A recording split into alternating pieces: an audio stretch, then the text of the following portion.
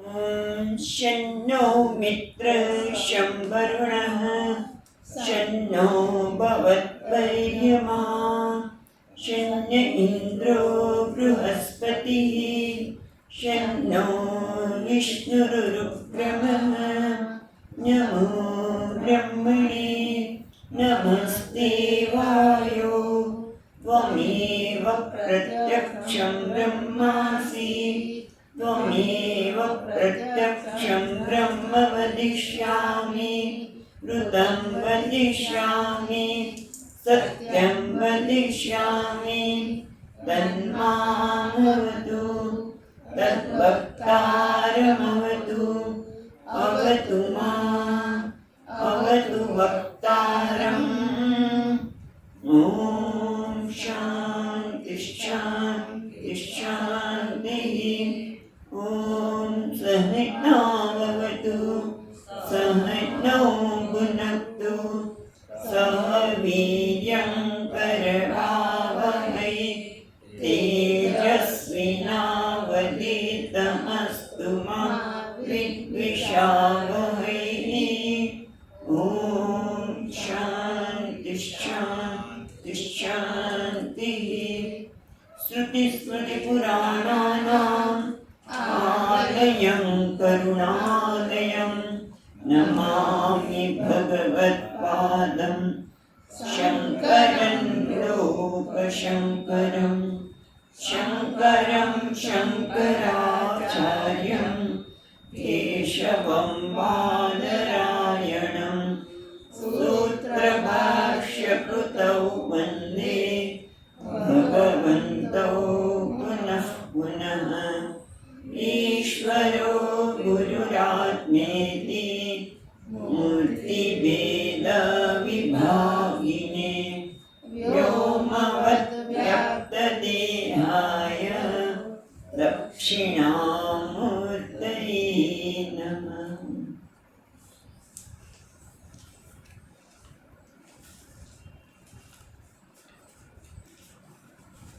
श्रीहरिं परमानन्दम् उपदेष्टारमीश्वरम्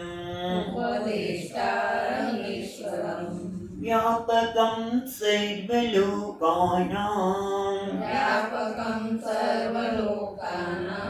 कारणं तं नमाम्यहम्।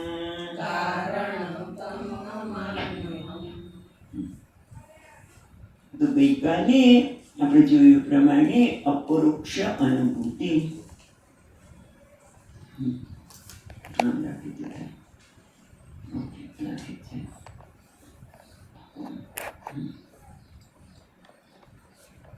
અપરોક્ષ અનુભૂતિ કોને કહેવાય, અપરોક્ષ જ્ઞાન કોને કહેવાય આપણે જોયું કે જેનું પ્રત્યક્ષ કે પરોક્ષ, ક્યારે પરોક્ષનું પરોક્ષ છે એ પ્રત્યક્ષ બની શકે, જેમ કે તાજમહેલ વગેરે, પણ આ ક્યારેય ઇન્દ્રિયનો વિષય બની શકતો નથી. જે અપરોક્ષ છે, જે સાક્ષીનું પણ સ્વરૂપ છે, એને કહેવામાં અપરોક્ષ.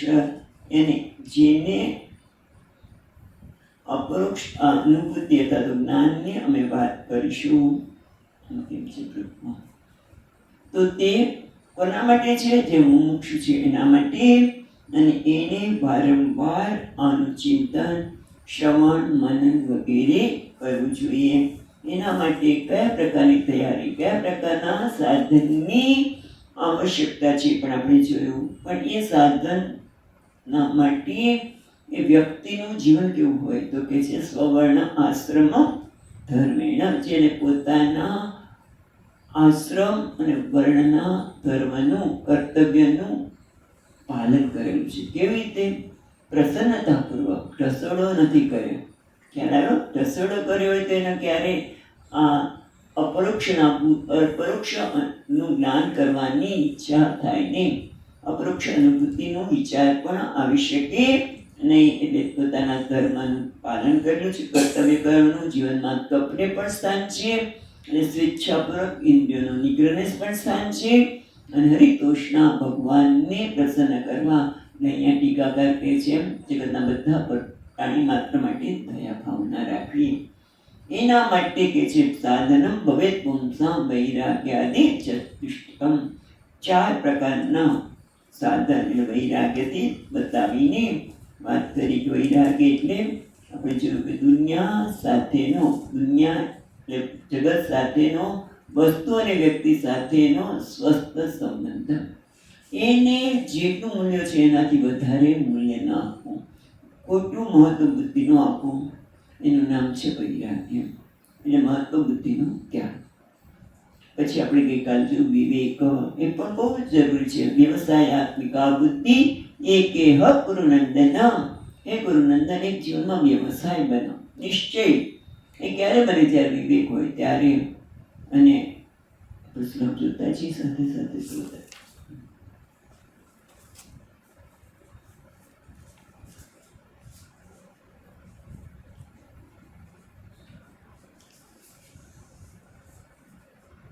વિવેકમાં આપણે જોયું, વિવેક એટલે પહેલા તો નિશ્ચય, જીવનના ધ્યેય માટેનો નિશ્ચય. અને બીજું મહત્વનું શું છે કે આત્મા એ નિત્ય છે, એટલે હંમેશા રહેનાર માટે મને જીવનમાં ઈચ્છા છે કે હંમેશા સાથે રહે, એમ આપણે બધા ઈચ્છી રહ્યા છીએ. કોણ છે? આત્મા. એ નિત્ય છે અને બધું જ દેખાય છે એનાથી જો અલગ છે, એટલે કે અનિત્ય છે. આ પ્રકારનો નિર્ણય ક્યારે થાય? કે જ્યારે હું જીવનમાં શું ઝંખી રહ્યો છું, એ ઝંખી રહી છું, એ આપણને સ્પષ્ટ થાય ત્યારે. અને ત્યાર પછી કહે છે સદૈવ વાસના ત્યાગ. ગઈકાલે આપણે વિસ્તારથી જોઈ ચૂક્યા છીએ. હંમેશા વાસના એટલે સંસ્કાર, જે એક ગ્રેડ પડી ગઈ છે. અમુક વસ્તુને જોઈએ એટલે રાગ થઈ જાય, અમુક વસ્તુને જોઈએ એટલે દ્વેષ થાય. અને એટલે કાં તો એને મેળવવાની ઈચ્છા થાય, કાં તો એનાથી મુક્ત થવાની ઈચ્છા થાય. એટલે આવા પ્રકારના સંસ્કાર પડી જ ગયા છે. અનેક જન્મોથી આ પ્રકારનો જે કહેવાય ને જગતમાં શોભના ધ્યાસને, જગત મને સુખી કરશે, સુખ આપશે, એના સંસ્કારના કારણે આ સંસ્કાર પડી જ ગયા છે. વાસના, એની જગ્યાએ વાસના એટલે સ્વભાવ. વસ્તુ જોઈને તરત જ વિચાર પણ આવે અને પ્રતિક્રિયા થાય. તો એના માટે બે સુંદર એક મહાત્મા બતાવે છે.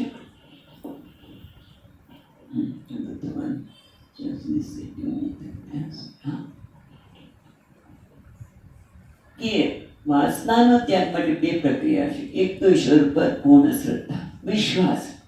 અને ઈશ્વર પર વિશ્વાસ કરવો, શ્રદ્ધા રાખવી. એ કોઈ નિર્મળ મનુષ્ય મને ભગવાન કરશે. પૂર્ણ શ્રદ્ધા છે. ગમે તેવી પરિસ્થિતિમાં માણસ સ્વસ્થ ત્યારે રહી શકે જ્યારે શ્રદ્ધા હોય ત્યારે. અને એના કારણે જે વાસના સંસ્કાર છે એ ધીમે ધીમે નિર્બળ. કોઈ વસ્તુને જોઈએ પણ એને ઈશ્વરની યાદ આવે કે ના, મને આ વસ્તુની પ્રાપ્તિની પણ જરૂર નથી કે એનાથી દૂર રહેવાની જરૂર નથી, ભગવાન જ મારા જીવનનું સંચાલન કરે છે. આ છે. અને એનાથી બીજું આપણે જોઈએ તો જગતમાં જે વાસના થઈ એનું કારણ, સંસ્કારનું કારણ શું છે? આપણે મહત્વ બુદ્ધિ આપી છે, જગતને સત્યતા બુદ્ધિ આપી છે, મહત્વ બુદ્ધિ આપી છે કે આ મને સુખી કરી દેશે, આ મને મારા દુઃખનું કારણ છે. એમાંથી મહત્વ બુદ્ધિનો ત્યાગ એટલે વાસનાનો સદૈવ વાસના ત્યાગ રહેવા. અને પછી આપણે જોયું કે વાસનાનો ત્યાગને એમણે ક્ષમા કહ્યું. અને ઇન્દ્રિયો પર, અને જ્યારે એ શક્ય ન હોય ત્યારે જ્યારે વિષયને જોઈને એને પ્રાપ્ત કરવાની જરૂર પડે ત્યારે કાં તો વિચારથી આપણે બહિર્મુખતામાંથી, વાસનાનો ત્યાગ બહિર્મુખતામાંથી અભાવ, અને એના માટે જરૂર પડે તો એના પર નિગ્રહ કરવો, એને દમન કરવું. પણ સમજણપૂર્વકનું દમન, એના પર નિગ્રહ કરી એનું નામ છે દમન અને દમન. પછી આપણે જોયું તો 7મો શ્લોક અડધું જોયો હતો. વિષયેભ્ય પરાવૃત્તિ પરમો પરતિઃ સા સહનમ સર્વ દુઃખાનાં તિતિક્ષા સા શુભા મતા. તો અહીંયા કે છે વિષયેભ્ય પરાવૃત્તિ પરમ ઉપરતિ સા. એને અહીંયા કે છે વિષયેભ્ય પ્રસિદ્ધિ. એ એને પ્રસિદ્ધિ છે. શું?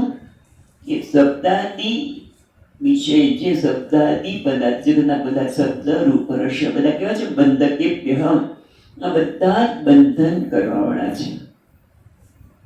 અને એમાંથી ઉપરથી એટલે ઈચ્છા ન થાય, એટલે કે વિષયને જોઈને મારામાં ભોગ વૃત્તિ ઊભી ન થાય. વિષયને જોવું અને તરત તેને ભોગવવાની ઈચ્છા થાય, એનું નામ જ બંધન. કારણ કે જ્યારે ઈચ્છા થાય કે મારે એને ભોગવવું છે, મારે એને મેળવવું છે, અને મળે નહીં તો ચિંતા, અને મળે તો એને સાચું રાખવાની ચિંતા, એટલે બંધન. એટલે કે છે કે વિષયને વિચાર, કારણ કે વિષયનો વિચાર કરો ખોટો નથી, જગતના પદાર્થોનો વિચાર કરો ખોટો નથી, પણ એ વિચાર મારામાં જ્યારે ભોગ વૃત્તિ ઉત્પન્ન કરે છે એ જ બંધનનું કારણ છે.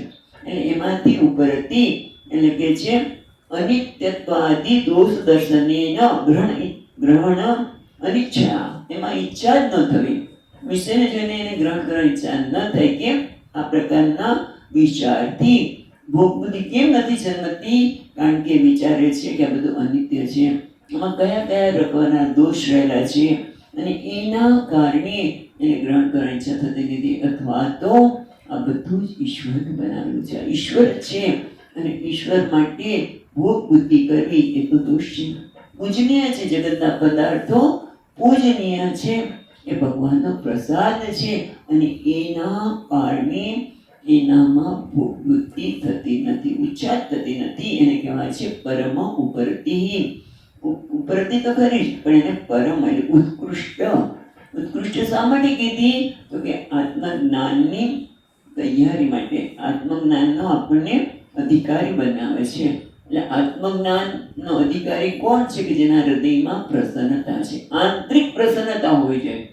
બહારથી તો ઘણા લોકો મોટું વસ્તુ રાખે, પછી અંદર તો કેટલાય અંદર ઘણી બધી ગડબડ થતી હોય શકે, પણ આ પ્રકારના વિચારને લીધે, જગત સાથેનો સંબંધના લીધે એમાં કોઈ ભોગવૃત્તિ જન્મતી નથી. એટલે આંતરિક પ્રસન્નતા છે. ભોગવૃત્તિ જન્મ મેળવવાની ચિંતા, અશાંતિ સત્ય છે જ, જ્યાં ભોગવૃત્તિ આવે ત્યાં, પણ એનામાં નથી. એટલા માટે એને પરમ ઉપરતિ એવું કહેવામાં આવ્યું. અને પછી આપણે ગઈકાલે જોયું હતું કે સહનમ સર્વ દુઃખાનામ તિતિક્ષા સા શુભામતા. એના માટે વિવેક ચૂડામણી કે છે કે સહનમ સર્વ દુઃખાનામ પ્રતિકાર પૂર્વક સા તિતિક્ષા નિગદ્યતે. જગતના પદાર્થોને સહન કરવાનું નથી, પણ અપ્રતિકાર, કોઈ પ્રતિકાર વગર પ્રસન્નતાથી જગતના પદાર્થનો સ્વીકાર, એટલે સહર્ષ સ્વીકાર, વાસ્તવિકતાનો સ્વીકાર, ખેલ દિલ પૂર્વક જગતના પદાર્થો વ્યક્તિનો સ્વીકાર, કે આ બધી રચના પરમાત્માની છે અને યોગ્ય છે. Everything is order. એ સ્થાને જ છે, વ્યક્તિનો વ્યવહાર પણ સ્થાને છે. માટે મને એનો આવો વ્યવહાર કેમ છે જે મને દુઃખ પહોંચાડે? કોઈ વ્યક્તિ સતત અપમાન કરે, આપણા ઉપર આપણો તિરસ્કાર કરે, તો આપણને તરત જ દુઃખ થાય. પણ આ વિચારના લીધે તિતિક્ષા એટલે એ વ્યક્તિ આવી જ છે. એટલે સહજ સ્વીકાર, સમજણ પૂર્વકનો સ્વીકાર, એનું નામ છે તિતિક્ષા. એ તો આપણે શું થાય, જેમ સ્વામીજી વાત કરતા હતા ને, એ વખતે વાત કરી હતી કે આપણે લોકોને બદલાવા પ્રયત્ન જ કર્યા કે તિતિક્ષા સહન ન કરી શકીએ, વ્યક્તિને સ્વીકારી ન શકીએ, માટે બદલાવાનો પ્રયત્ન કરીએ, અને જીવન આમાં વેડફાય છે. મતલબ નો ગરમી થઈ, ઠંડી કરો, ગાડીમાં બેઠા અને કીધું ભાઈ તમે આમ કરો તો ઠંડી થાય, ને આમ કરો તો ગરમ થાય. આખું જગતનું સૌંદર્ય નો લાભ લઈ શક્યા નહીં, અને ગાડીમાં ખાલી નો ફેરવતા રહે. એમ આપણે જગતમાં લોકોને બદલાવા કરવાનો પ્રયત્ન કરીશું તો જીવન વેડફાઈ જશે. સહજ સ્વીકાર. તિતિક્ષા એટલે સહજ સ્વીકાર, લોકોનો, જગતનો પૂર્વક, સમજણ પૂર્વક આ સ્વીકાર, એને કહે છે તિતિક્ષા. પછી 8મો શ્લોક જોઈએ.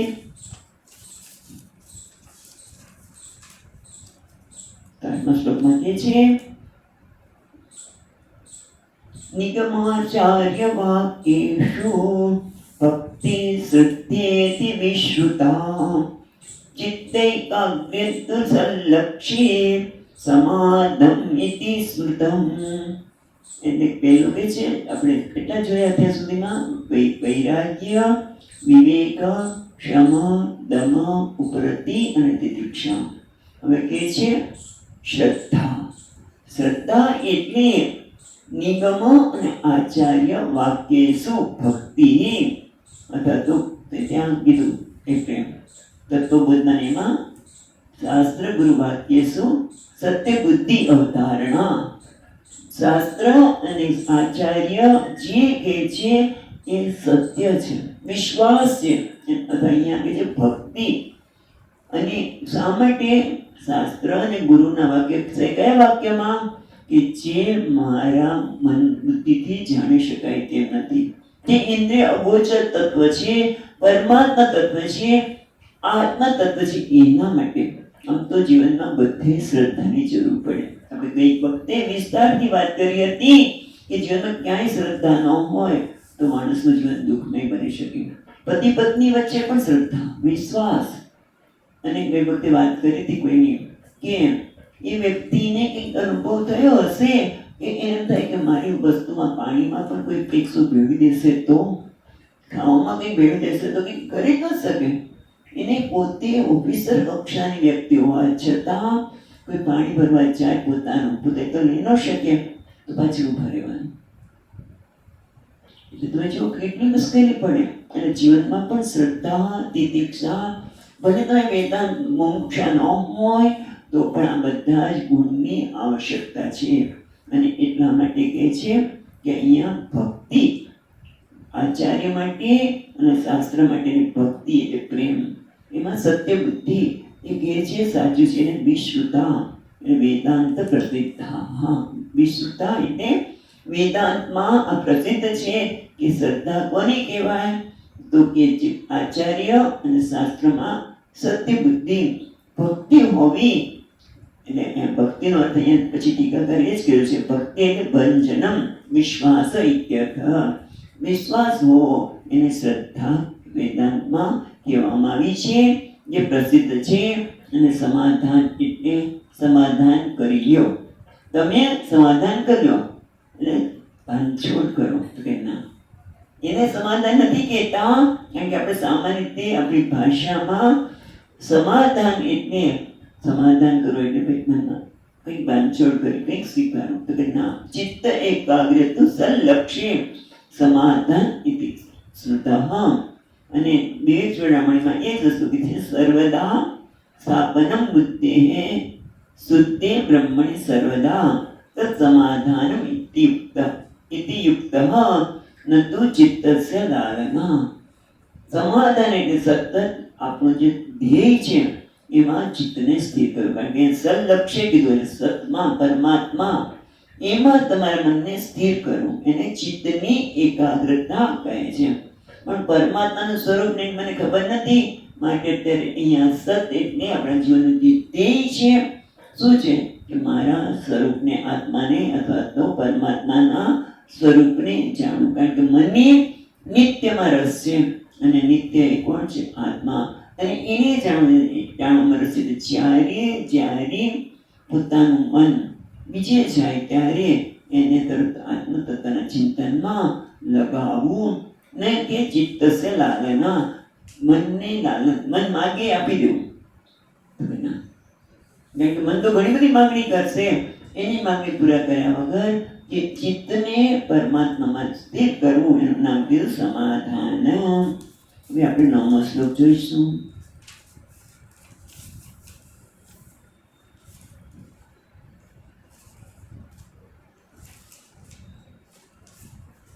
આપણે બોલીશું અહીંયાથી, તમે રિપીટ કરજો.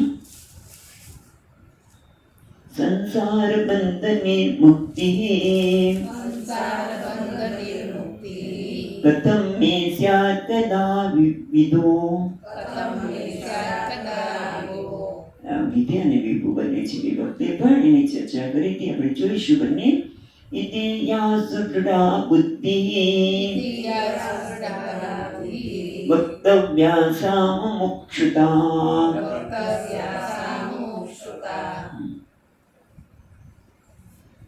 સંસાર બંધ નિર્મુક્તિ કથમ મે સ્યાત તથા વિભો.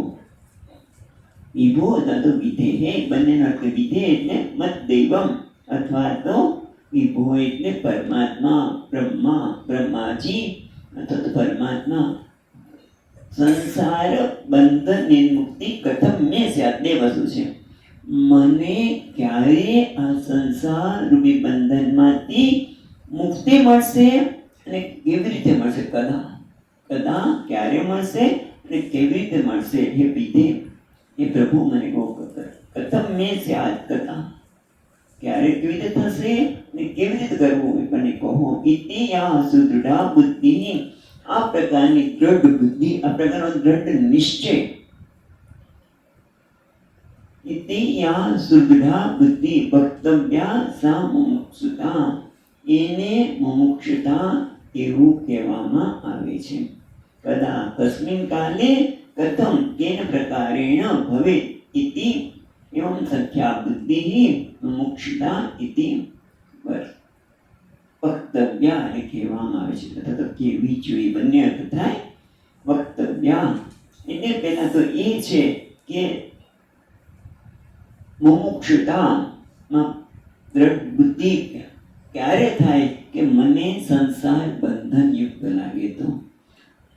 ત્યારે સંસાર એટલે શું? પરતંત્રતા, અસહાયતા. એ મને ઘણી કોઈ તો કોઠે પડી ગઈ છે, એવું તો હોય જ ને. પરતંત્રતા અંદરથી સાલવી જોઈએ. હું કેટલું પરતંત્ર છું, જગતના પદાર્થ ઉપર, વ્યક્તિ ઉપર પરતંત્ર છું, અને એ હંમેશા એ નચાને મારે નાચવું પડે. મારે સુખ માટે જગત પર આધાર રાખવો પડે છે, અને એ આધાર પૂરો આધાર રાખું છું એટલું તો નહીં જ, પણ એ જ્યારે પૂરો થશે કે નહીં એની પણ ચિંતા, અને મને હંમેશા પરતંત્ર રાખે અને અસહાયતા ઊભી કરે છે, એવું જણાય તો. એટલે આમ તો આ પ્રકારની ઈચ્છા જાગૃત થવી કે ક્યારે હું આ સંસારના બંધનમાંથી મુક્ત થઈશ. એટલે ઈચ્છા આવી જાગૃત ક્યારે થાય? કારણ કે ઈચ્છા કરવી આપણા મનમાં, આપણા હાથમાં નથી, પણ આપણે એવું વાતાવરણ ઉત્પન્ન કરીએ તો પછી એ પ્રકારની ઈચ્છા જાગી શકે. બાકી ઈચ્છા તો ભગવાનનું, સ્વામીજીની ભાષામાં કહીએ કારણ કે ઈચ્છાને પણ નિંદા બહુ કરી છે. ઈચ્છા ન હોવી જોઈએ. ઈચ્છા તો ભગવાન આપણી મહાન ભેટ છે, પણ એ ઈચ્છાના કારણે મારામાં પરતંત્રતા પણ જન્મે છે. મને ઈચ્છા પૂરી કરવા માટે હું પ્રયત્ન કરું અને ન થાય તો અસહાયતા પણ લાગે છે, અને પછી બીજું કર્મ જન્મે, અને પછી ફરું કર્મ. પુનરપી જન્મના પુનરપી જન્મમ પુનરપી મરણમ એવું લાગ્યું છે. પરંતુ બીજો જન્મ લેવો પડે, પણ એ સંસારે બહુ દુસ્તારે. બીજું તો કઈ માનો નવો જન્મ લઈએ, પણ જે અસહાયતા છે, પરતંત્રતા છે, એમને સાલવી જોઈએ કે ના, મને આમાંથી મુક્ત થવું છે. જેમ ગઈ વખતે વાત કરી હતી એમ, દીપ્ત શિખાવત. માતા આપણે આગ લાગી હોય, મોટી છટા હોય, અને આગ લાગી હોય તો એક જ વસ્તુ યાદ આવે, કેમ કે આ પાણી ક્યાં હશે, કેવું પાણી છે એ જ આપણે જોતા નથી. હું પહેલા આગને બુઝાવી છે. એમ અંદરથી થવું જોઈએ કે મને આ પરતંત્રતામાંથી મુક્ત થવું છે. ઈચ્છા જ મારી પરતંત્રતાનું કારણ બને છે, અસહાયતાનું કારણ બને છે. એટલે ઈચ્છા એનું કારણ શું છે? અજ્ઞાન. અને એટલા માટે એમાંથી મુક્ત થવું. સંસાર બંધને મુક્ત. આ સંસાર એટલે કીધું ને, પરતંત્રતા, અસહાયતા, અને એ આપણે સાલવી જોઈએ. ઘણી વખત આપણે, તમે જોજો, વિચાર જ નથી કરતા. વાતો તો મોટી મોટી વૈરાગ્યની કરીએ. આ સંસાર બધું, જગતના બધા પદાર્થો ત્યાગ. શું છે આપણે હમણાં શ્લોક જોયો એ પ્રમાણે, બ્રહ્માદિ સ્તંભ પર્યંતેષુ, બ્રહ્માજીથી માંડીને બધામાં એનો મહત્વ બુદ્ધિનો ત્યાગ, કામ વિષ્ટાયામ.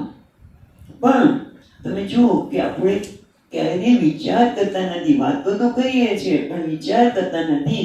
કોઈ આપણી પાસેથી કદાચ 100 રૂપિયા કોઈ ખોટું બોલી લઈ ગયો, છેતરીને લઈ ગયો, તો એ આપણું મનનો કબજો એ લઈ લે છે. આપણે વાતો કરીએ પણ ખરેખર એ વખતે મને યાદ આવે છે વૈરાગી, અને તો જ મુમુક્ષુતા જન્મી શકે. વૈરાગ્ય વિવેક ક્ષમતમ હોય તો જ આ મુમુક્ષુતા દૃઢા બુદ્ધિ એમાં દ્રઢતા આવે કે ના, હવે મારે એમાંથી મુક્ત થવું છે અને મારા પ્રયત્ન તો છે. જો આ વસ્તુ છે કે આવું થાય કે મને ખબર છે કે આ બધું જ મિથ્યા છે, પણ નાની વસ્તુ પણ જ્યારે જતી રહે છે ત્યારે મારા મનનો કબજો લઈ જાય છે, ત્યારે આપણે ભગવાનને પ્રાર્થના તો કરી શકીએ ને, જેમ હે વિધે કદા વિધે, હે પ્રભુ બધા પ્રયત્ન તો કરું છું પણ હવે મારા હાથમાં નથી. જેમ કે પાહી મુરારે ભજ ગોવિંદમાં પુનરપી જન્મમ પુનરપી મરણમ ય સંસારે તું બહુ દુસ્તારે કૃપયા પાહી મુરારે. એ પ્રભુ મને મદદ કરે. મેં અમનું જાણતો છું પણ નાની વસ્તુ મને વિકસિત કરી જાય છે. મેં મને મૂર્ખ બનાવી ગયો. આપણે કેટલી બધી વસ્તુ આપી દઈએ પણ મને મૂર્ખ બનાવી ગયો, મારામાં અસહાયતા ઊભી કરી. હવે પ્રભુ મારે આમાંથી મુક્ત થવું છે. આ પરતંત્રતા મને ચાલે છે, અસહાયતા મને ખબર છે, છતાં હું એમાંથી મુક્ત થઈ શકતો નથી. માટે હે મુરારી, હું આમાંથી ક્યારે મુક્ત થઈશ?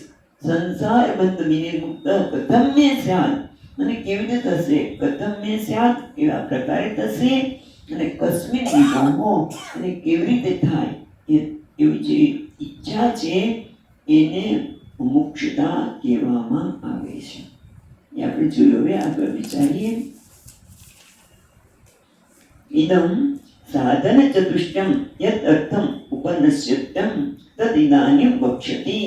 એટલે હવે અત્યાર સુધી તો અપરોક્ષ અનુભૂતિ અથવા તો જ્ઞાન માટેનું જે તૈયારી છે એ સાધન ચતુષ્ટય વિવેક, વૈરાગ્ય, સમાધિ, શક્તિ, સંપત્તિ અને મોક્ષ શેના માટે છે?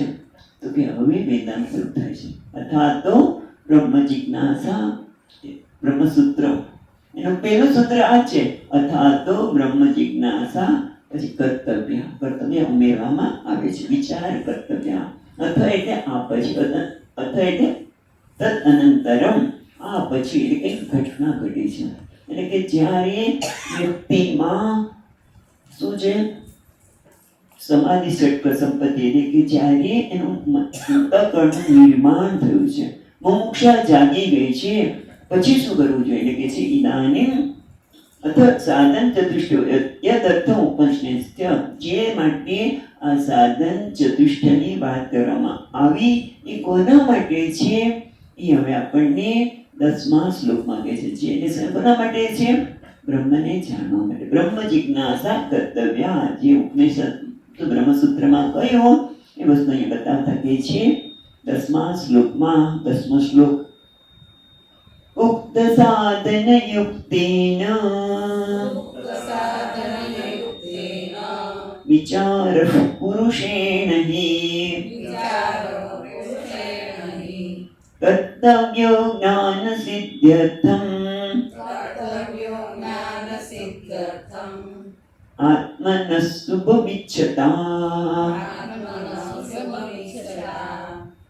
એટલે કે છે ઉક્ત સાધન યુક્તેન વિચાર પુરુષેણ હિ કર્તવ્ય. ઉક્ત સાધન, અત્યાર સુધીના જે સાધનની વાત કરી એટલે સાધન ચતુષ્ટ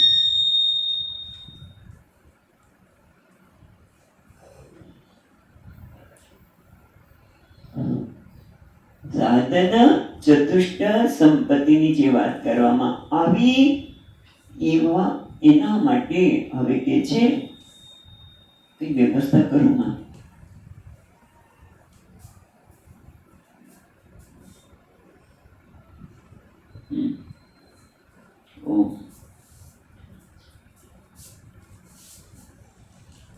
એના માટે હવે શું કરવું જોઈએ? વિચાર પુરુષેણ હિ,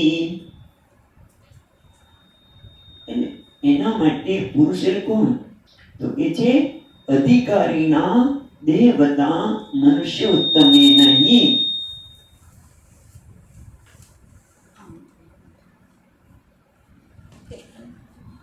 હિ એટલે વિદ્વત પ્રસિદ્ધિ પક્ષમાણ લક્ષણ. જે પ્રકારની વાત તૈયારી કરી છે એવા. પણ કોણ છે પુરુષ? એટલે કોણ? તો કે છે અધિકારી, જે અધિકારી છે, પુરુષ એટલે સ્ત્રી કે પુરુષ એ નથી, પણ જે અધિકારી છે, દેવતા મનુષ્યાણા ઉત્તમેન, એ વ્યક્તિ કેવી ઉત્તમ વ્યક્તિ, જે મનુષ્ય શરીર ધારણ કર્યું છે એમાં એ ઉત્તમ છે. જેમ આપણે શ્વેતાશ્વેત ઉપનિષદમાં જોયું કે યસ્ય દેવે પરાભક્તિ યસ્ય દેવે તથા ગુરુ તસ્ય તે કથિતા યથાઃ પ્રકાશન્તે મહાત્મનઃ. એટલે જે સાંભળી રહ્યો છે વ્યક્તિ શિષ્ય છે એને મહાત્મા કીધું, અહીંયા એને ઉત્તમ પુરુષ કીધું. પુરુષ એટલે જે ઉત્તમ છે એને મહાત્મા છે. હવે એ સામાન્ય રહ્યો નથી, એ ખરેખર ઉત્તમ એટલે કે મહાત્મા બની ગયો છે. મારું તો બરોબર છે.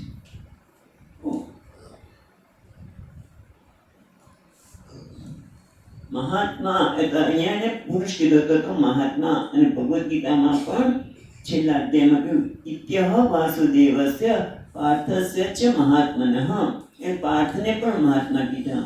એટલે હજી મહાત્મા બન્યો નથી, જ્ઞાનમાં નિષ્ઠ બન્યો નથી, છતાં પણ એને મહાત્મા કહેવાય છે. એટલે અહીંયા ઉત્તમ પુરુષ કહ્યું. જેમ મનુષ્યાણામ સહસ્રેષુ કશ્ચિદ યતતિ સિદ્ધયે યતતામપી સિદ્ધાનામ કશ્ચિન મામ વિદ્ધિ તત્વતઃ.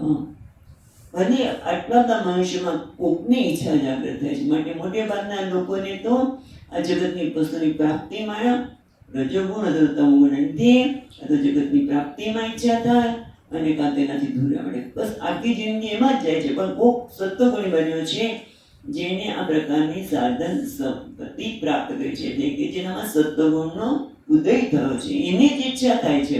અને કેવો બની ગયો છે પુરુષ. પુરુષેણ વિચારહિ કર્તવ્ય. આવી જે વ્યક્તિ છે, જે મહાત્મા છે, જે અધિકારી બન્યો છે એને જ મહાત્મા કીધું. એને જ અહીંયા ઉત્તમ પુરુષ કહ્યું કે જેમ હવે તૈયાર થયો છે. એને વિચાર એટલે શું? વિચાર કર્તવ્ય. એને વિચાર કરવો જોઈએ. વિચાર એટલે આપણે જેમ બેટા બેટા વિચાર કર્યા કે આ પછી આમ કરશું પેલું કરીશું, એને સામાન્ય રીતે આપણે વિચાર એવો શબ્દ કહેતા હોય છે. પણ અહીંયા વિચાર એટલે ટેકનિકલ શબ્દ છે, એટલે કે વિવેક કર્તવ્ય આવર્તિતવ્ય.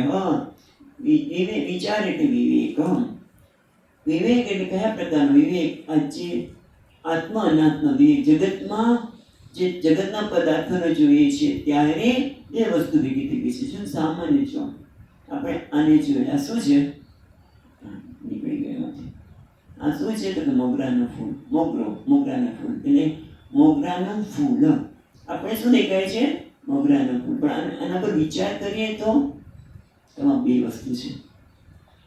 મોગરાનું ફૂલ એટલે નામ અને રૂપ, અને સાથે અસ્થિ ભાતિ અને પ્રિય. એનો વિચાર જ નથી આવતો. આપણે કોઈ પણ પદાર્થને જગતનાને જોઈએ એટલે આપણે ખાલી નામ અને રૂપને જોઈએ છે. જેમ આગનો ગોળો, એમાં આપણે બેને જુદા પાડી શકતા નથી કે આગ છે અને આ લોખંડ છે, એક જ દેખાય છે. એમ જગતના બધા જ પદાર્થોને જોઈએ તો એમાં આપણને ખાલી નામ અને રૂપ દેખાય છે. એટલે જેમ કે સત્યાન્તે મિથુનીકૃત્ય, સત્ય અને અસત્યનું મિથુનીકરણ થઈ ગયું છે, એક થઈ ગયા છે. અને એને જુદા પાડવા, વસ્તુના યથાર્થ સ્વરૂપને જાણવું, એનું નામ છે વિચાર. આ ટેકનિકલ શબ્દ છે, ખાલી બેઠા બેઠા ગોળા સમજી કે નહીં? ઇઝી છે એટલે કારણે આરામ ખુશીમાં બેઠા બેઠા વિચારનું ગોટાળા, જે બધું સિગારેટના ધુમાડા ફેંકતો હોય એમ આ વિચારને કર્યા કરે એવો વિચાર નહીં. શાસ્ત્ર દ્વારા અને વિચાર કર્તવ્ય. વિવેક, આ પ્રકારનો વિવેક થવો જોઈએ કે સત્ય શું છે, અસત્ય શું છે. સત્યાન્તે મિથુનીકૃત્ય. કારણ કે જગતના પદાર્થોમાં સત્ય અને અસત્ય એવા ભેળવાઈ ગયા છે. જેમ કીધું કે આ વસ્તુની અંદર નામરૂપ એક વસ્તુ છે અને અસ્થિ ભાતિ બીજું છે. નામરૂપની સત્તા એક છે અને અસ્થિ ભાતિની સત્તા બીજી છે, પણ બંને એક જ લાગે. સત્યાન્ત્ય, સત્ય અનૃત મિથુનીકૃત્ય, બંને એક જ ભાષા છે. કે આમાં સત્ય શું છે, હંમેશા રહેવાળું શું છે, તો અસ્થિ ભાતિ અને પ્રિય. ચર્ચાવાની છે એટલા માટે કે છે આ બધી વસ્તુ હવે કહેવાની આવશ્યકતા છે. અને નામરૂપ છે કહેવાય છે અસત્ય, પણ બંને એક જ સ્થાને છે. આ બંને એક જ સ્થાને છે એટલે આપણને ખબર પડતી નથી કે આમાં નામરૂપને જ આપણે સત્ય માનીને મોટે ભાગે વ્યવહાર કરતા હોય છે, અને જે અસ્થિભાતિ પ્રિય છે એના તરફ ધ્યાન જતું નથી. વિચાર કર્તવ્ય આવર્તિતવ્ય, અચ્છા એટલું નહીં, આવર્તિતવ્ય વારંવાર કરવો પડે, કારણ કે એટલા બધા સંસ્કાર પડી જ ગયા છે કે જે સત્ય અને અસત્ય બંને સાથે છે, પુરુષ અને પ્રકૃતિ બંને એક જ સ્થાને છે, એટલે આપણે વિચાર આવતો જ નથી. માટે આવર્તિતવ્ય, આ વિચારને વારંવાર કરવો જોઈએ કે આવું જગતના જે કંઈ વિચાર સત્ય શું છે અને અસત્ય શું છે. તો સત્યને મહત્વ બુદ્ધિ આપવાની હોય ને, કારણ કે મોક્ષા ત્યારે મોક્ષની ઈચ્છા જેને ઉત્પન્ન થઈ છે એવા માટે એને વિચાર કરવો પડે, કારણ કે જગતમાં દેખાય છે એવું બધું જ છે ને, જેમ ભૂલ છે પણ એમાં પણ બે વસ્તુ રહેલી છે. જેમ આપણે પૃથ્વીને સ્થિર જોઈએ છે, પૃથ્વી સ્થિર છે અને સૂર્ય આપણને ઉગે છે ને આત્મે છે, પણ ખરેખર તો સૂર્ય સ્થિર છે, પૃથ્વી એની આજુબાજુ ફરી રહી છે. માટે વિચારક કર્તવ્ય, એના માટે આપણે વિચાર કરવો કે ખરેખર દેખાય છે એમાં કેટલી સત્યતા છે. આપણે ટ્રેનમાં બેઠા હોય અને પછી ઘણી વખત આપણે આટલું ભણ્યા પછી પણ, બાળક તો કે પણ આપણે ઘણી વખત લાગે આપણી ટ્રેન ગતિમાં હોય છતાં આપણને લાગે આપણી ટ્રેન ઊભી છે અને બાજુની ટ્રેન જઈ રહી છે, કારણ કે એ સ્થિર છે. પછી આપણને યાદ આવે કે ભાઈ આ સાચું શું છે, જરા વિચાર કરો. પણ નાના બાળકોને જેવું લાગે ને, જેમ ચંદ્રમાં જો દોડી રહ્યો છે, ચંદ્રમાં દોડતો નથી, વાદળાના લીધે દોડી રહે છે. એમ આ જગતના પદાર્થોમાં જે દેખાય છે એમાં સત્ય શું છે, કારણ કે દેખાય તો બધું પૃથ્વી સ્થિર લાગે છે પણ ખરેખર સ્થિર છે નહીં. સૂર્ય ફરતો લાગે છે, ઉગે છે ને આત્મે છે, પણ એ પૃથ્વીને લીધે.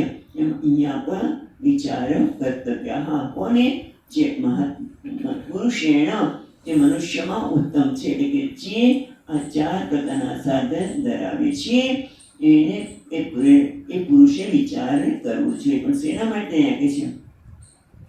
પ્રથમિત્યાહ, જ્ઞાન.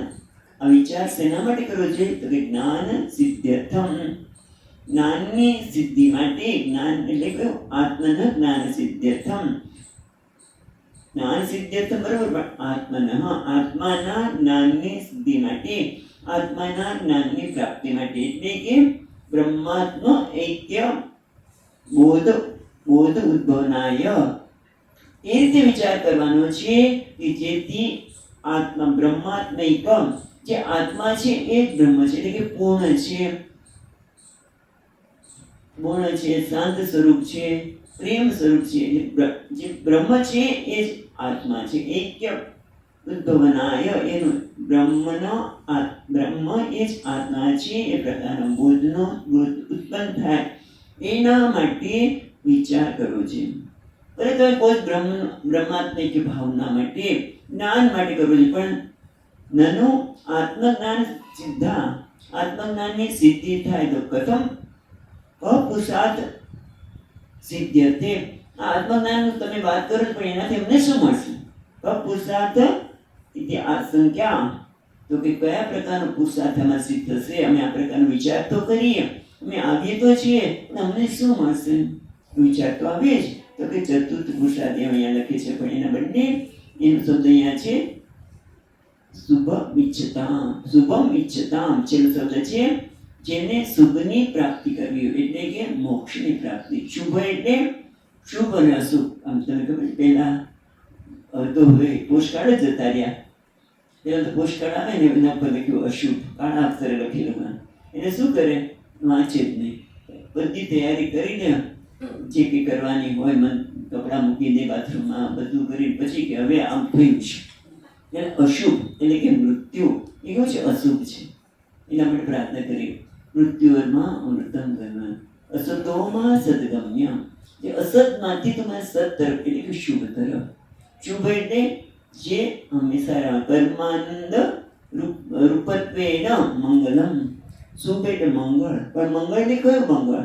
જે પરમાત્મા રૂપ છે, જે પરમાત્મા પરમ આનંદ રૂપત્વે. પરમાત્મા તો બરોબર, પણ પરમ આનંદ રૂપત્વેન શુભમ. શુભ એટલે શુભ ઈચ્છતામ, જેને શુભની ઈચ્છા છે એને જ્ઞાનની સિદ્ધિ, આત્મજ્ઞાનની સિદ્ધિ માટે વિચાર કરવો જોઈએ. પણ શુભ એટલે કયો? તો કે જે મંગળ છે, જે કલ્યાણકારી છે, જે હંમેશનું કલ્યાણ કરનાર છે. જેમ ભગવદ્ ગીતામાં પણ અર્જુન પૂછે છે, યસ શ્રેયસ્યાત નિશ્ચિતમ બ્રૂહિ, નિશ્ચિતમ શ્રેયસ્યાત, જે શ્રેય હંમેશ નિશ્ચિત હોય, કાયમનું કલ્યાણ કરવાવાળું એનું નામથી શુભ.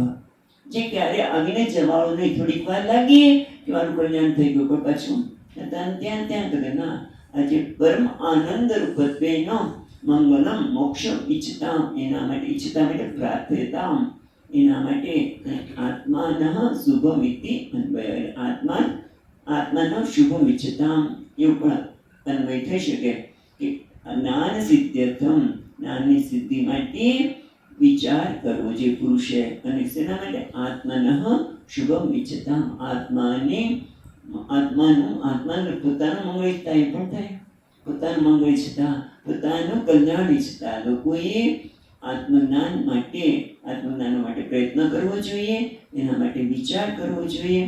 કેમ? કારણ કે અત્યાર સુધી મેં સાધનની વાત કરતો, હવે પછી શું કરવાનું છે? તો કે આ પ્રકારે વિચાર કરવાનો, આત્માનો અનાત્માનો વિચાર કેવી રીતે કરવો, જગતનું સત્ય શું છે એનો વિચાર, એ બધા જગતનું સત્ય શું છે, હું જગતને જે જોઉં છું એ છે કે કોઈ બીજું છે, આત્મા વિશે જે મારા ખ્યાલો છે એ સાચા છે એ ખોટા છે, ઈશ્વર વિશેના ખ્યાલો સાચા છે એ ખોટા છે, બધાનું ચિંતન કરવું જોઈએ. એના માટે આ જ્ઞાનનો માટે પ્રયત્ન કરવો જોઈએ, કારણ કે જેને સુખની ઈચ્છા છે એના માટે.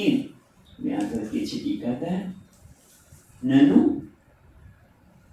જ્ઞાન સિદ્ધ્યર્થમ વિચાર એવ કર્તવ્ય ઇતિ નિયમ કુતઃ.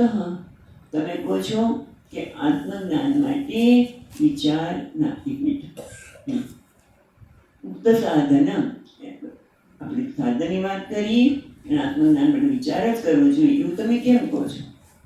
વિચાર વગર બીજું કામ ન ચાલે? અમે કોઈ કર્મ કરીએ, ઉપાસના કરીએ તો ચાલે કે નહીં? તો કે ના. કેમ? કારણ કે શ્લોક વાંચીને વિચાર કરીએ,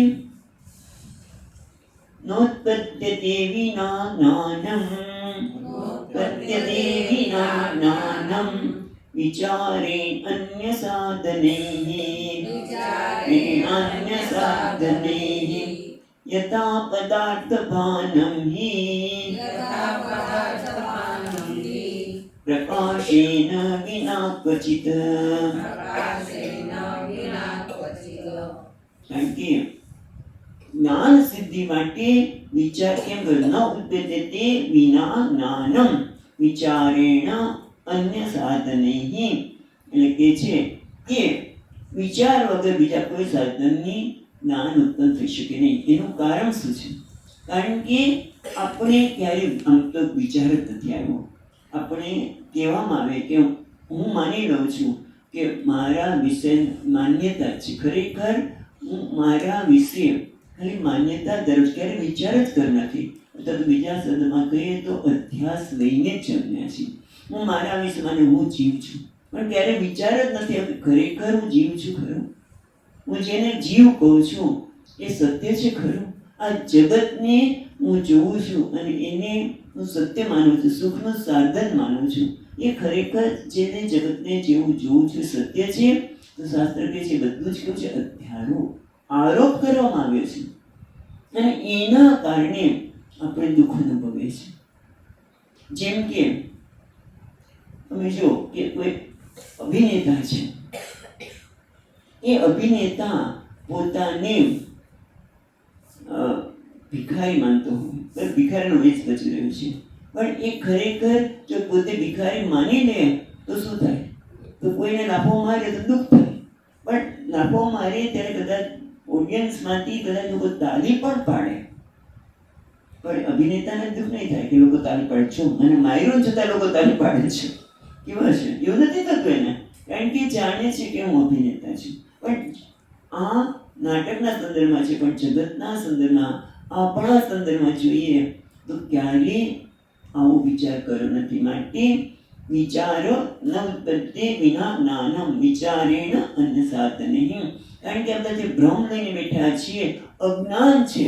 આ બધા શાસ્ત્ર કહે છે કે તું તારા વિશે જે માની રહ્યો છે કે દુઃખનું કારણ આ જગત છે. અભિનેતાને નથી લાગતું દુઃખનું કારણ, પણ આપણે તરત લાગે કે મારું અપમાન થયું, મને મારું સન્માન ન થયું. કારણ કે ખરેખર એ વિચાર નથી કરવા માટે. જો વિચાર કરે તો આપણે ખબર પડે કે અપમાન કોનું થાય છે, દુઃખનું કારણ ખરેખર જગતમાં છે ખરું, પણ એ વિચાર ખબર નથી. કેમ? કારણ કે આ અજ્ઞાન છે. અજ્ઞાન એટલે અંધકાર, અને અંધકાર હોય ત્યાં કે છે યથા પ્રતાર્થ ભાનમ હિ પ્રકાશેન વિના ક્વચિત. જેમ કોઈ પદાર્થ હોય, વિષય હોય, આ દાખલા ત્યાં ફૂલ જ છે, પણ હવે એ ફૂલ પર મેં હાથ મૂકી દીધો, કોઈ દેખાય છે? ફૂલ નથી, કારણ કે એને અંધકાર થઈ ગયો, હવે દેખાતા નથી ફૂલ. પણ જેવો હાથ ઉપાડી ગયો એટલે આ પ્રકાશ આવતા આપણે તરત જ એક વસ્તુનું જ્ઞાન થાય છે. એ રીતે એટલે ટૂંકમાં કહે છે યથા પદાર્થ ભાનમ, જે રીતે કોઈ પણ વસ્તુનું ભાન, જે મન એકદમ લાઈટ જતી રહે, બાજુમાં બેઠેલા હોય વ્યક્તિ હોય છતાં પણ આપણને ખ્યાલ ન આવે કોણ બેઠું છે. તો લાઈટ હોય ત્યારે ખબર હોય ત્યારે વાત જુદી છે, પણ અંધકારમાં આપણને કશું જ ભાન થતું નથી. પછી એના માટે તમે કેટલા જપ કરો, પ્રાર્થના કરો, પ્રાણાયામ કરો, તો પણ આપણે વસ્તુનો ખ્યાલ આવે નહીં. બરોબર? ગમે તે, એટલે એવું નથી કે જપનું સ્થાન નથી, પ્રાર્થનાનું સ્થાન નથી. કારણ કે ઘણી વખત લાઈટ જતી રહે અને આપણે ચલો હનુમાન ચાલીસા બોલી લો, તરત લાઈટ આવી જાય, એ વસ્તુ જુદી છે. પણ લાઈટ ન હોય તો વસ્તુ જેવી છે એ ખબર પડે નહીં. એટલે કે યથા પદાર્થ ભાનમ હિ પ્રકાશેન વિના ન ક્વચિત. ક્યારે વસ્તુનું ભાન અંધકાર હોય તો એ લાઈટ આવે તો જ થાય. ગમે તે રીતે આપણે તો પ્રાણાયામ કરીએ, પ્રાર્થના કરીએ, જપ કરીએ, કંઈ પણ ન થાય. એ રીતે આ આત્મજ્ઞાન કીધું ને, જ્ઞાન આત્મજ્ઞાન સિદ્ધ્યર્થમ, જ્ઞાન સિદ્ધ્યર્થમ આત્મન, આત્માનું જ્ઞાનની પ્રાપ્તિ માટે જ્ઞાન આપણે કોઈ પણ બીજું સાધન કામ લાગી શકે નહીં. કર્મ અહીંયા કે છે કર્મ ઉપાસના લક્ષણૈ જ્ઞાનમ ન ઉત્પદ્યતે. તમે કોઈ પણ પ્રકારનું કર્મ કરો, કારણ કે અંધકાર છે, એ અંધકારને દૂર કરવા માટે જ્ઞાનને, પ્રકાશની જ જરૂર છે, અને જ્ઞાન એટલે પ્રકાશ. બાકી ગમે તેટલા કર્મો કરીએ તો પણ એનાથી જે મારા વિશેનું જે અજ્ઞાન છે, હું વિશેનું, જગત વિશેનું, એ ક્યારેય દૂર થઈ શકે નહીં. માટે વિચારેણ વિના અન્ય સાધન નહીં. એટલે અન્ય સાધન કર્મની ઉપાસનાથી પણ જ્ઞાનની ઉત્પત્તિ થાય નહીં. એના માટે આપણે દ્રષ્ટાંત જોયું કે જેમ ઘટાદી વસ્તુ પ્રકાશન ન ભવતી, અંધકાર હોય, સૂર્ય પ્રકાશ ન હોય, એ સૂર્યપ્રકાશનું દ્રષ્ટાંત આપે છે. પણ આપણે અંધકાર કહીએ કે લાઈટ આવે તો આપણે જગતના ગૃહમાં રહેલી વસ્તુનું જ્ઞાન થાય. એ રીતે નિહિ સર્વજને પ્રસિદ્ધમ, આ તો બધાના માટે પ્રસિદ્ધ છે કે અંધકાર હોય ત્યારે વસ્તુ હોય છતાં જણાતી નથી. એ રીતે આ જગતમાં આ મારા વિશેનું અજ્ઞાન છે, અંધકાર છે. માટે જો બીજું કયું હોત તો કર્મથી તમે દૂર કરી શકો. વસ્તુની પ્રાપ્તિ નથી મારી પાસે, પૈસો નથી તો હું કર્મથી પ્રાપ્ત કરી શકું. બરાબર? કોઈક બધા ગ્રહોની મુશ્કેલી છે તો ભાઈ ઉપાસના કરો. આજે તો ખાસ હનુમાનનો જન્મોત્સવ છે, કારણ કે લોકોને વિરોધ થાય છે, જયંતીનો વાપરો. જીમાં શું ફેર પડે છે? આપણે ખબર છે જન્મોત્સવ છે ભગવાનનો, હનુમાનજી મહારાજ માટે આટલી ઉપાસના કરો.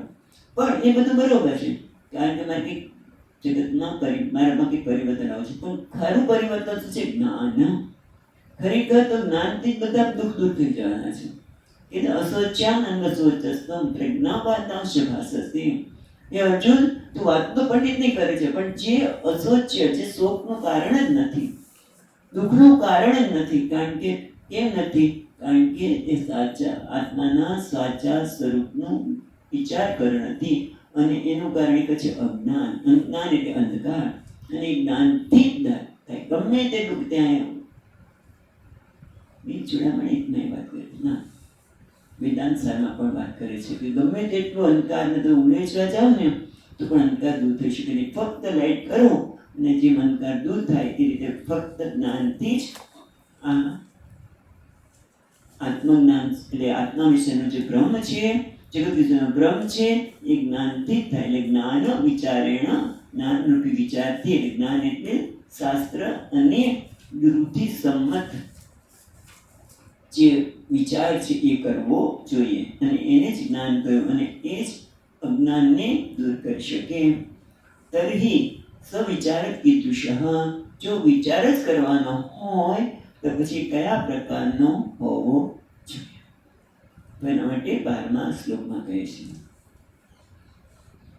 ઓહમ કતમિદં જાતં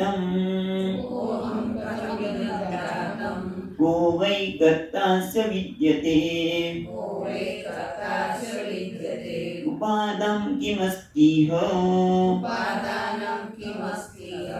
વિચારસ્સોऽયમીદૃશઃ. એટલે કે છે કે જો વિચાર જ કરવાનો હોય, વિચારથી જ અજ્ઞાન દૂર થતું હોય, તો પછી એ વિચાર કયા પ્રકારનો હોવો જોઈએ? તો કે છે તર્હિ સવિચાર કીદૃશઃ. એવું જો પ્રશ્ન થાય તો આપણે સાથે કે હવે પછી આપણને અહીંયાથી જ, અથવા તો બ્રહ્મ જિજ્ઞાસા, આ પ્રકારની સાધન ચતુષ્ટની વાત કર્યા પછી આ બ્રહ્મનો જિજ્ઞાસા કરવી જોઈએ. કારણ કે સુખ ઈચ્છતા, જેને સુખની ઈચ્છા હોય એના માટે, અને એક વિચાર કયો છે, જે અંધકારને દૂર કરવા માટે લાઇટને પ્રકાશની જરૂર છે, એમ પોતાના જગતના અને સૃષ્ટિના અંધકાર છે, અજ્ઞાન છે, દૂર કરવા માટે જ્ઞાનની જરૂર છે. તો એમાં પહેલું કહે છે કે જીવ, હું જેને હું માનું છું, કોહમ કથમ ઇતિ જાતમ, કો વૈ કર્તા અસ્ય વિદ્યતે. પહેલા તો હું કોણ છું, પછી આ કથમ ઇદમ જાતમ, આ જગત કેવી રીતે આવ્યું, આ જગતના કર્તા ઈશ્વર કોણ છે, એનું ઉપાદાન કોણ છે, આ બધો જ વિચાર, આ પ્રકારનો વિચાર કરવો છે. તો પહેલા તો એ છે કોહમ, હું કોણ છું.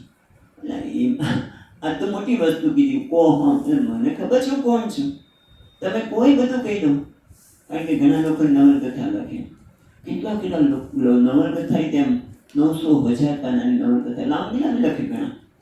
પછી એમાં શું હોય તમે જોજો, તો પોતાના વિશેની માન્યતા જ હોય છે. કોહમ, હું કોણ છું, પણ અત્યારે હું કોણ છું મારી માન્યતા છે. અત્યારે હું શું કહું છું, હું બોલું છું માટે બોલનાર છું. હું કે તમે કહો હું સાંભળનાર છું. પછી એથી ચાલી જઈએ ત્યારે હું બનતા છું. હું પછી હું કોઈ કામ રસોઈ કરનાર છું, હું રસોઈ બનાવતી રસોઈ કરનાર છું. ભાઈ તમે કોણ છો એ તો કહો. તમે ઘડીમાં કહો છો હું વક્તા છું, ઘડીમાં કહો છો હું શ્રોતા છું, ક્યારેક કહો છો હું ગણતા છું, જનાર છું, હું આ છું. પણ તમે ખરેખર કોણ છો? કોઈ એક તમારી ઓળખાણ કરી ના. આપણી ઓળખાણ બદલાય છે કેમ? કારણ કે જે પ્રકારના કાર્ય છે એ કાર્યને આધારે મારી ઓળખાણ છે. બરાબર છે? હું વક્તા છું, હું શ્રોતા છું, હું જાણનાર છું, હું સુખી છું, હું દુઃખી છું. મારું કેવું અપમાન કર્યું, હા પછી કેટલો આનંદ થયો. એટલે ક્યારેક બહુ આનંદમાં છું, ક્યારેક હું દુઃખી છું, ક્યારેક હું સુખી છું. પણ ખરેખર તો કોણ છે? આ તો તારા બધા વેશ છે. તાર તો ઘડીમાં તારી જાતને સુખી કહે છે, ક્યારેક દુઃખી કહે છે, ક્યારેક તો કહે છે હું સાસુ છું, હું ક્યારેક એક જો સાસુ જ હોય તો સાસુ જ રહે, પણ સાસુ નથી, પુત્રવધુ પણ છે, પોતે પુત્રવધુ પણ છે, પોતે પુત્રી પણ છે. એટલે સતત આપણે કહેવાય ને આપણી ઓળખાણ બદલાતી રહે છે. અને 900 પાનાની જે આત્મકથા લખી છે, તમે એમાં જોશો તો પોતાની બધા ઓળખાણ માન્યતા છે કે હું આ છું, મેં આ છું, મેં આ કર્યું, મેં પેલું કર્યું. પણ ખરેખર તો કોણ છે? એટલે કે શાસ્ત્ર કહે કોહમ, તો ખરેખર વિચાર અહમ કરતા સુખી આદિ વ્યગ્રિયમાણમ. પણ તું જ્યારે ત્યારે કહે છે હું સુખી છું, દુઃખી છું, આ કરતા છું, ભોગતા છું, એ વ્યવહાર કરે છે ત્યારે, પણ ખરેખર તારું સ્વરૂપ શું છે, સત્ય શું છે? કારણ કે આ બધા જ ઓળખાણ, તારા જે વિષયની ઓળખાણ છે એ માન્યતા છે, અને એ તને દુઃખ આપનારી છે, એ તને સુખ આપનાર છે. માટે વિચારની જરૂર છે. જેમ હમણાં જ આપણે વાત કરી કે પેલો અભિનેતા છે એ ભિખારી બન્યો, બરોબર? અને ભિખારી બને એટલે તેની અપમાન પણ થાય, એને કોઈ લાફો મારી દે. ત્યારે ભિખારી સામે લાફો નથી મારતો. કેમ? કારણ કે એને ખબર છે કે આ મારો વેશ છે. જે કંઈ સમસ્યા છે એ વેસની છે એ રીતે પોતે સ્વસ્થ રહે છે. એનું તાળી પાડે કોઈ તો એમ કે જો કેવો માર્યો, તો એ ઓલાને કશું અભિનેતાને થતું નથી, કારણ કે એ આ જાણે છે કે આ મારો વેશ છે, હું વેશમાં આ પ્રકારનું આવે જ છે. એમ હું જ્યારે કહું છું કે હું માતા છું, હું સાહેબ છું, પણ સાહેબ નહીં, સાહેબ છું બરોબર છે, પણ સાહેબ હોય ત્યારે આપણે થાય કે આપણે નીચેના લોકો કશું કામ કરતા જ નથી. એની એક મોટી સમસ્યા. તો નીચેના લોકો એમ કે મારા સાહેબ જ નકામા છે, આપણે બધાને સલાહ જ આપ્યા કરે છે, આમ કરે પેલું કરે, તું આવો છે તું ખરાબ છે, એટલે પાછળ દુઃખી. તમે જો બધી જગ્યાએ જોઈએ તો આપણે આવું દુઃખનો અનુભવ થાય, ક્યારેક ક્યારેક સુખનો અનુભવ થાય, પણ મોટે ભાગે દુઃખનો અનુભવ ત્યારે જ આપણે પીડાદાયક છે. ઓહો, એના માટે તો ઓહો, પછી આપણે જોશું શરીરના સ્તરે પણ આ બધું આવશે. ક્યારેક હું શરીરને માની લઉં છું હું છું, ક્યારેક મનને માની લઉં છું, અને એના કારણે આ બધી જ સમસ્યા ક્યાં છે? શરીરના સ્તરે છે, મનના સ્તરે છે, દેશના સ્તરે છે. પણ એમ વિચાર આવતો નથી. અને જે દેશની સમસ્યા છે, સમસ્યા તો રહેવાની છે, એમાં કોઈ શંકા નથી. સમસ્યા ખરેખર વિચાર કરીને તો સમસ્યા નથી. શરીરના સ્તરે પણ પીડા છે, પણ દુઃખ નથી. આ દુઃખ એ આપણે ઊભું કરેલું છે. આપણે પેટ જોઈને પીડા ઊભી કરીએ એ વિચાર નથી કર્યો, માટે આ દુઃખ ઉત્પન્ન થાય છે. પીડા એક વસ્તુ છે, પણ દુઃખ છે એ બીજી વસ્તુ છે, જે અવિચારને કારણે છે. એના માટે વિચારક કર્તવ્યમાં વિચારને કરવું છે. વિચાર પછી આગળ કરીશું. કાને ઓમ પૂર્ણમદઃ પૂર્ણમિદં પૂર્ણાત પૂર્ણમુદચ્યતે પૂર્ણસ્ય પૂર્ણમાદાય પૂર્ણમેવાવશિષ્યતે. ઓમ શાંતિ શાંતિ શાંતિ. શંકરં શંકરાચાર્યં કેશવં બાદરાયણં સૂત્રભાષ્યકૃતૌ વંદે ભગવन्तौ પુનઃ પુનઃ. ઈશ્વરો ગુરુરાત્મેતિ મૂર્તિભેદવિભાગિને વ્યોમવદ્વ્યક્તદેહાય દક્ષિણામૂર્તયે નમઃ. ઓમ શાંતિ શાંતિ શાંતિ. હરિ ઓમ. શ્રી ગુરુભ્યો નમઃ. હરિ ઓમ.